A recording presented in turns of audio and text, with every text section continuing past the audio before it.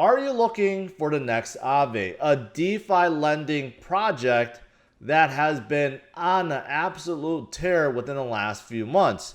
Take a look at where it is now. The market cap sits above $700 million. And once upon a time, Aave was known as Ethland, and they were going nowhere. And look at where they are now. If you're looking for the next Aave, I think I found the project for you. Stay tuned.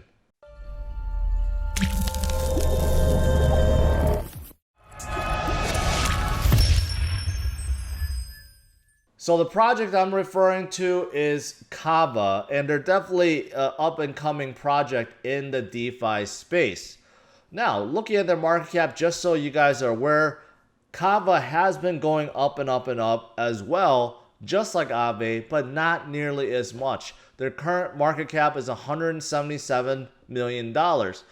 It's up there. They're a mid-cap, but they're still about 1/5 the size of Aave, so they definitely have room to grow. And there's no telling where they could end up. One day they can surpass Aave because they do have unique characteristics that really set this project apart from others in this space.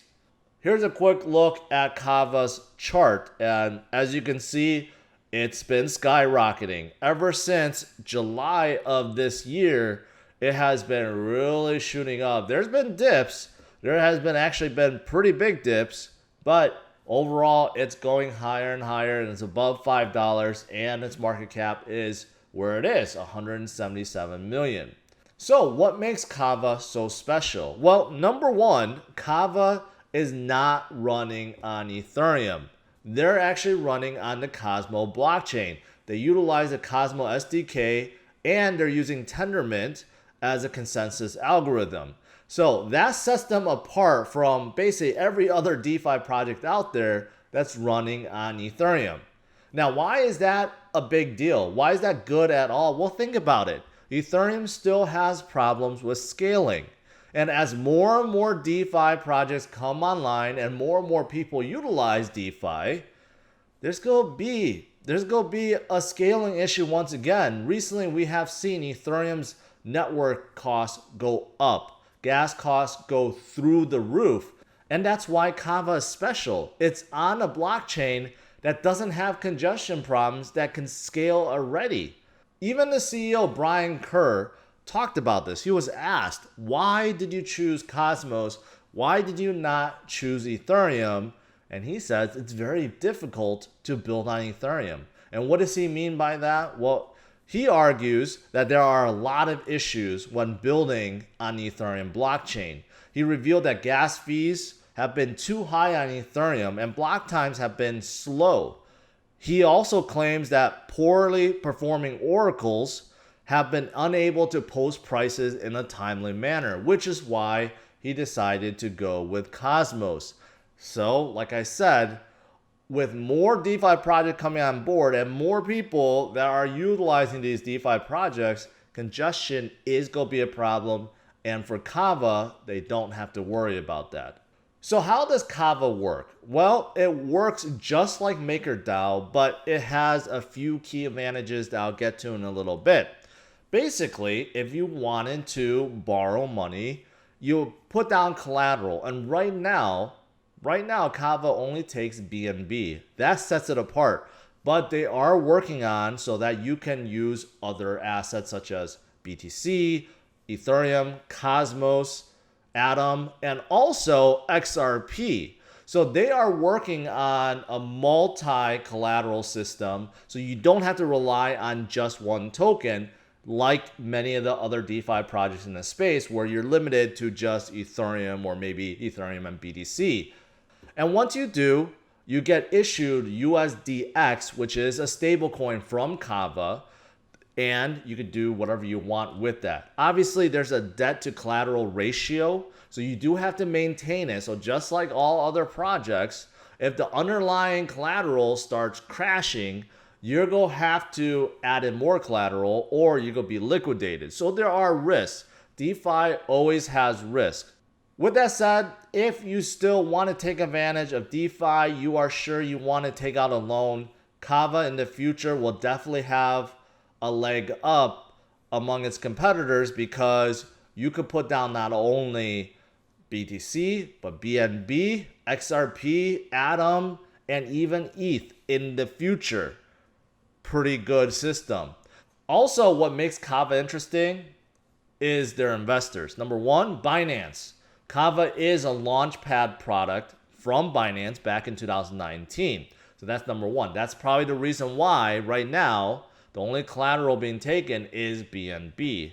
But that's not all. So if you look at others that have invested in Kava, they have raised $1.2 million through venture capital. But if you take a look at this, very interesting. Ripple is also listed as an investor. So you can see here, Xspring of Ripple and Arrington Capital, which is heavily invested in Ripple and XRP, they have both invested in Kava. This is the reason why XRP can be used to be put down as a collateral in the future. But they have the support of Ripple and Binance and even Cosmos because they are built on top of Cosmos. Now, let's look at the team. Brian Kerr, the CEO, definitely the main guy behind Kava.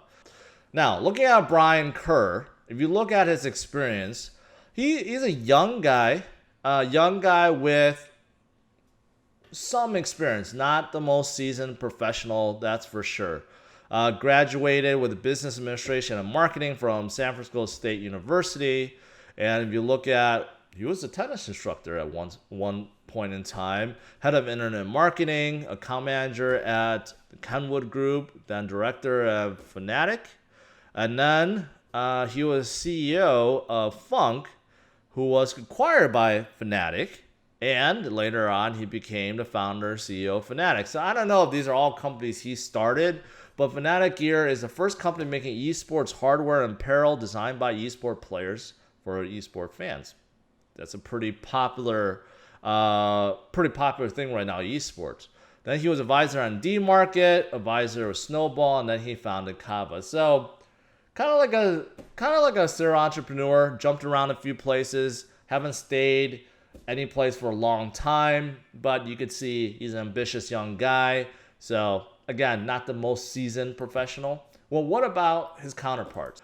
He is in the United Kingdom, so he's not with Brian right now, and he worked as an engineer and data analyst for about a year, organized and co-host deep learning workshop meetup, and then he became a co-founder. So I don't know. This really doesn't say much about his experience level. He looks like a young guy. I can't really get much out of his resume. So lastly, Sarah Austin, who's also in the US. She actually has the most impressive resume, to be honest. She's the head of content at Kava. Look at, she worked at Oracle for 7 months as content manager.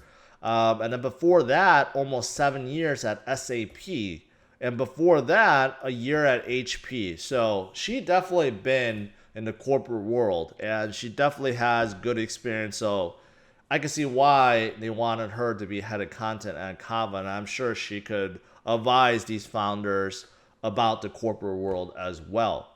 Lastly, I just want to make mention that Chainlink, you know how the oracles, basically they're partnered up with every DeFi project out there. Yeah, Kava is also partnered up with Chainlink. So that is also a positive. So to conclude, Kava has many interesting things that's going for it. Number one, they're running on Cosmos. They're not running on Ethereum, so they don't have to worry about scaling or high fees, nothing like that.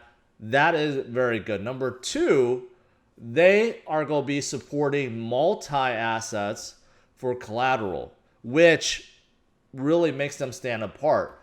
BNB, which as far as I know, no one else takes. Also BTC, Atom, and XRP, and Ethereum. That is a lot where others in the space cannot say that. So that's number two. Number three is their investors.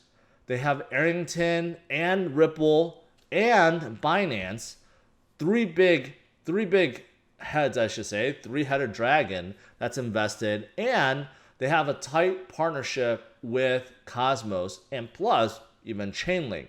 So in terms of their investors and even some of these partnerships, they're very good. The only weakness to this project, I would say, is the people running it, the leadership, which is very important. Brian Kerr does seem like he's a very ambitious young guy, so we just have to give him the benefit of the doubt for now. But he isn't the most seasoned professional. Doesn't seem like he has really any experience leading a project of this size or a team of this size. But we will see. We will see. We'll see if the people he surrounded himself with are legit or not. All right, that's it for my overview of Kava. What do you guys think? Do you think they're a good play? Do you like this project, or do you want to skip and look for something else? Leave your thoughts in the comments below. Thanks for watching. Hit the like and subscribe to the channel, and stay tuned for my next video.